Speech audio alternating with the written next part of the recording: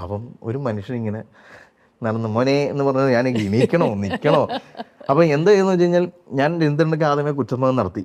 എനിക്ക് ഇദ്ദേഹത്തിന് മുന്നിൽ കഥ നറേറ്റ് ചെയ്യാനുള്ള ധൈര്യമില്ല, ഞാൻ പാളിപ്പോവും. അപ്പം ഞങ്ങൾ രണ്ടുപേരും കൂടി അതിബുദ്ധിപരമായിട്ട് ഇത് റെക്കോർഡ് ചെയ്യാം, ഒരു നല്ല ശബ്ദമുള്ള ഒരാളെ വെച്ചിട്ട് നമുക്ക് ഈ സിനിമ റെക്കോർഡ് ചെയ്യാം.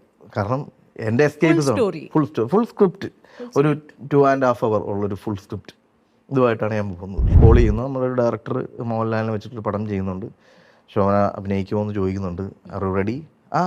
എന്നെ വിളിക്കാൻ പറയൂ. രാവിലെ ഒരു 7 മണിയൊക്കെ ആയപ്പോൾ ഒന്ന് എണീറ്റ് മാമിന് ടെക്സ്റ്റ് ഇട്ടു, മാം മിസ് തരുൺമൂർത്തി ഇങ്ങനെ ഒരു ഇതുണ്ട്, കഥ നറേറ്റ് ചെയ്യണം എന്നൊക്കെ പറഞ്ഞ് ഞാൻ രാവിലെ ബെഡിൽ നിന്ന് എണീറ്റ് ഇങ്ങനെ സ്ട്രെച്ച് ചെയ്ത മെസ്സേജ് പോലും റീഡ് ചെയ്തൊരു വീഡിയോ കോൾ. അതായത് ഞാൻ ഡ്രസ്സ് പോലും ഇട്ടിട്ടില്ല, അവിടെ നിന്ന് എന്തൊക്കെയോ ബനിയനൊക്കെ ഇട്ടിട്ട് മാം ഉറക്കപ്പിച്ചിൽ നിന്നിട്ടാണ് അങ്ങനെ ഞാൻ കഥ നറേറ്റ് ചെയ്യണം. ഈ സിനിമ ലാലേട്ടനെയും ശോഭന മാമിനെയും വെച്ച് ഇങ്ങനെ ഒരു സിനിമ ചെയ്യുന്നത് ഒരേ സമയം ട്രിക്കിയുമാണ്, ഒരേ സമയം എക്സൈറ്റ്മെൻറ്റുമാണ്. നമ്മൾ ആ എക്സൈറ്റ്മെൻറ്റിൽ മുന്നോട്ട് പോവുക. അതിൻ്റെ നെക്സ്റ്റ് ഡേ എനിക്ക് അനുമോദന യോഗം കിട്ടും സ്കൂളിലെല്ലാം അവിടുത്തെ എല്ലാ വലിയ ആളുകളൊക്കെ വന്നിട്ട് തരുൺമൂർത്തിനെ അനുമോദിക്കുന്നു എന്ന് പറയുന്നതൊക്കെ എനിക്ക് ഭയങ്കര ഹാപ്പിനെസ് ആണ്.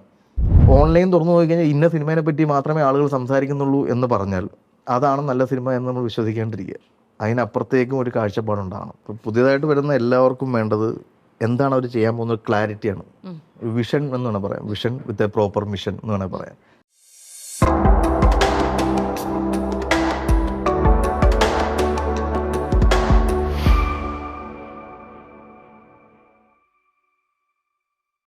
Hello and welcome everybody to the show.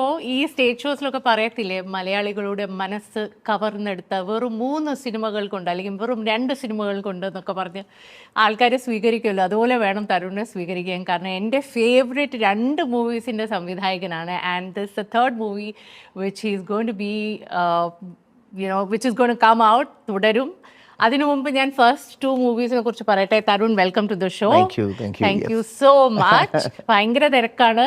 Operation Java and Saudi Vellakka. Operation Java പിന്നീടാണ് ഞാൻ കണ്ടത്, ഞാൻ സൗദി വെള്ളയ്ക്കയാണ് ആദ്യം കണ്ടത്. And I loved it.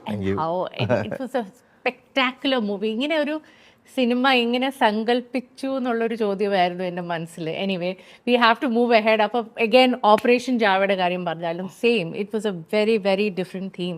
So ഇപ്പോൾ തുടരും വിത്ത് മോഹൻലാൽ ആൻഡ് ശോഭന, ഒരു കാസ്റ്റിംഗ് അതും ഇതുപോലെ തന്നെയാണോ? Something which is very unusual, ഒരു